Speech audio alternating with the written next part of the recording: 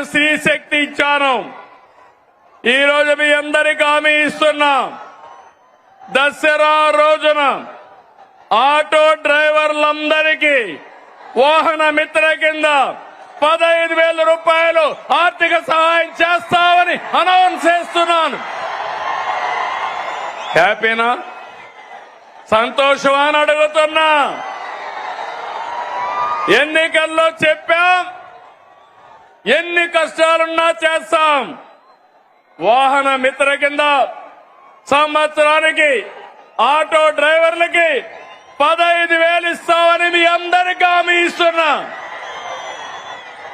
ఇది మంచి కార్యక్రమం అనుకుంటే గట్టిగా చప్పట్లు కూడా చెప్పండి, మంచి కార్యక్రమం అని. ఇది ప్రభుత్వానికి పేదవాళ్లపై నుండే ప్రేమని మరొక్కసారి మీ అందరికీ తెలియజేస్తున్నా.